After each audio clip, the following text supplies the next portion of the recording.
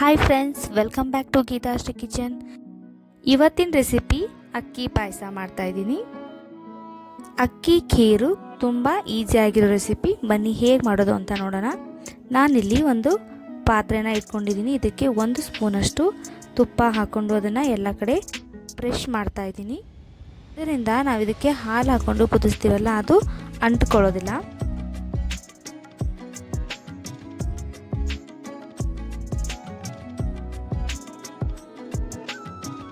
ನಾನಿಲ್ಲಿ 1 ಲೀಟ್ರ್ ಹಾಲನ್ನು ಯೂಸ್ ಮಾಡ್ತಾ ಇದ್ದೀನಿ. ನಾರ್ಮಲ್ ಹಾಲೇ. ನೀವು ಬೇಕಾದರೆ ಸ್ಕಿಮ್ಡ್ ಮಿಲ್ಕ್ ಕೂಡ ತಗೊಳ್ಳಿ. ಇದಕ್ಕೆ ನಾನು ಒಂದು ಸ್ವಲ್ಪ ಕೇಸರಿ ದಳ ಹಾಕ್ತಾ ಇದ್ದೀನಿ. ನೀವು ಬೇಕಾದರೆ ಏಲಕ್ಕಿ, ಫುಡ್ ಕಲರ್ ಇದ್ರೂ ಹಾಕೋಬೋದು. ಈ ಹಾಲು ಒಂದು ಕುದಿ ಬಂದ ಮೇಲೆ ಇದನ್ನು ಚೆನ್ನಾಗಿ ಮಿಕ್ಸ್ ಮಾಡ್ಕೊಳ್ಳಿ.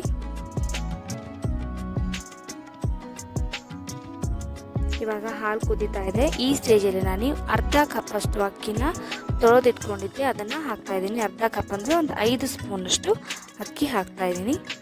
ನಾನು ದಪ್ಪ ಅಕ್ಕಿ ತೊಗೊಂಡಿದ್ದೀನಿ, ನೀವು ಯಾವ್ದು ಬೇಕಾದರೂ ತೊಗೋಬೋದು. ಇದು ಚೆನ್ನಾಗಿ ಕುದಿ ಬರಬೇಕು.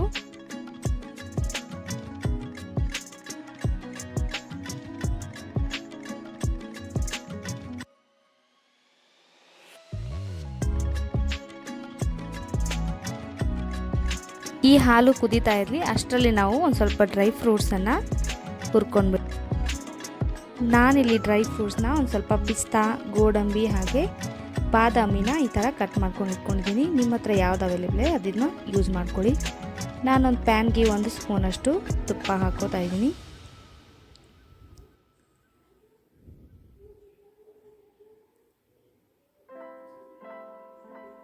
ಅದಕ್ಕೆ ನಾನು ಕಟ್ ಮಾಡ್ಕೊಂಡಿರುವಂಥ ಎಲ್ಲ ಡ್ರೈ ಫ್ರೂಟ್ಸ್ನ ಹಾಕಿ ಫ್ರೈ ಮಾಡ್ಕೊತಾ ಇದ್ದೀನಿ.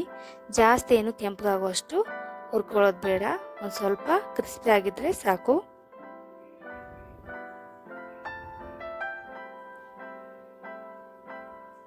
ಈಗ ನಾನು ಒಂದು ಪ್ಲೇಟ್ಗೆ ತೆಗೆದಿಟ್ಕೊತಾ ಇದ್ದೀನಿ.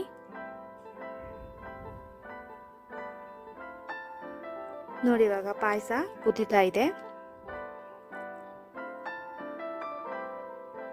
ಸೈಡಲ್ಲೆಲ್ಲ ಈ ಥರ ಹಾಲು ಮಲಾಯಿ ಇರುತ್ತಲ್ಲ, ಅದನ್ನೆಲ್ಲ ತೆಗೆದು ಮತ್ತೆ ಹಾಲಲ್ಲೇ ಹಾಕಬೇಕು. ಇದರಿಂದ ಪಾಯಸ ತುಂಬ ಚೆನ್ನಾಗಿ ಗಟ್ಟಿಯಾಗಿ ಬರುತ್ತೆ.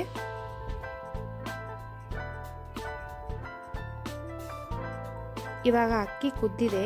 ಈ ಸ್ಟೇಜಲ್ಲಿ ನಾವು ಇದನ್ನು ಒಂದು 2 ಸ್ಪೂನಷ್ಟು ತೆಗೆದಿಟ್ಕೋತಾ ಇದ್ದೀನಿ. ಇದು ನಿಮ್ಗೆಲ್ಲರಿಗೂ ಒಂದು ಟಿಪ್ಸ್ ಫ್ರೆಂಡ್ಸ್. ಈ ಟಿಪ್ಸ್ನ ಯೂಸ್ ಮಾಡಿ ನೋಡಿ, ತುಂಬ ಒಳ್ಳೆ ರಿಸಲ್ಟ್ ಬರುತ್ತೆ. ಇದನ್ನು ತೆಗೆದಿಟ್ಕೊಂಡು ತಣ್ಣಗಾದ್ಮೇಲೆ ಇದನ್ನು ಮಿಕ್ಸಿಗೆ ಹಾಕಿ ರುಬ್ಕೋಬೇಕು. ಇವಾಗ ನಾನು ಇದಕ್ಕೆ 1 ಬಟ್ಲಷ್ಟು ಸಕ್ಕರೆ ತಗೊಂಡು ಇದನ್ನು ಕ್ಯಾರಮಲ್ ಮಾಡ್ತಾ ಇದ್ದೀನಿ. ನಾನು ಇದಕ್ಕೆ ಬೆಲ್ಲ, ಸಕ್ಕರೆ ಹಾಗೆ ಸೇರಿಸ್ತಾ ಇಲ್ಲ, ಕ್ಯಾರಮಲ್ ಮಾಡಿಕೊಂಡು ಆ ಕ್ಯಾರಮಲ್ನ ಈ ಪಾಯಸಕ್ಕೆ ಸೇರಿಸ್ತಾ ಇದ್ದೀನಿ.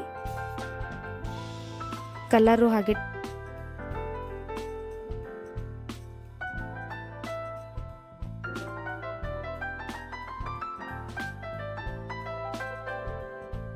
ಈ ಸ್ಟೇಜಲ್ಲಿ ಬಂದರೆ ಸಾಕು. ಇದಕ್ಕಿಂತ ಜಾಸ್ತಿ ಮಾಡಬಾರ್ದು, ಇಲ್ಲಾಂದರೆ ಸಕ್ಕರೆ ಕಹಿ ಆಗಿಬಿಡುತ್ತೆ. ಇದಕ್ಕೆ ನಾನಿವಾಗ ಒಂದು 2 ಸ್ಪೂನಷ್ಟು ನೀರು ಹಾಕೋತಾ ಇದ್ದೀನಿ. ಸ್ವಲ್ಪ ಹುಷಾರಾಗಿ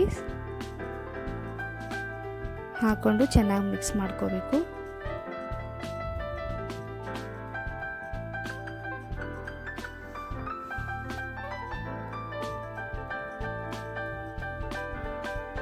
ನಾವು ಪಾಯಸಕ್ಕೆ ರೆಡಿ ಮಾಡ್ಕೊಂಡಿರೋಂಥ ಕ್ಯಾರಮಲ್ ರೆಡಿಯಾಗಿದೆ. ಈಗ ನಾವು ಪಾಯಸದಲ್ಲಿ ಮಿಕ್ಸ್ ಮಾಡ್ತಾ ಇದ್ದೀನಿ.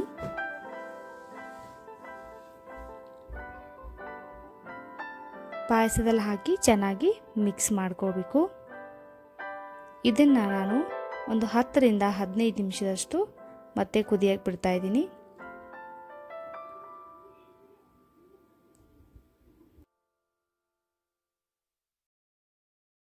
ಆಗಲೇ 2 ಸ್ಪೂನಷ್ಟು ಅಕ್ಕಿನ ತೆಗೆದಿಟ್ಕೊಂಡಿದ್ದೆನಲ್ಲ, ಅದು ತಣ್ಣಗಾದ್ಮೇಲೆ ರುಬ್ಕೊಂಡಿದ್ದೀನಿ ಈ ಥರ ಫೈನ್ ಪೇಸ್ಟ್ ಆಗಿ. ಅದನ್ನು ನಾನು ಇವಾಗ ಇದರಲ್ಲಿ ಮಿಕ್ಸ್ ಮಾಡ್ತಾ ಇದ್ದೀನಿ.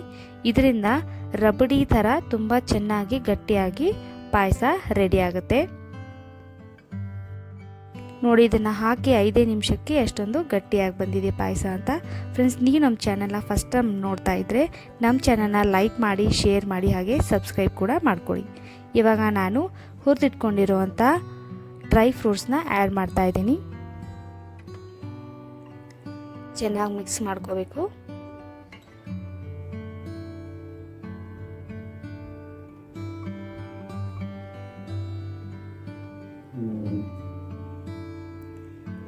ಅಕ್ಕಿ ಪಾಯಸ ಇವಾಗ ರೆಡಿ ಆಗಿದೆ. ಇದನ್ನು ನಾನು ಸರ್ವಿಂಗ್ ಪ್ಲೇಟ್ಗೆ ಸರ್ವ್ ಮಾಡ್ತಾ ಇದ್ದೀನಿ.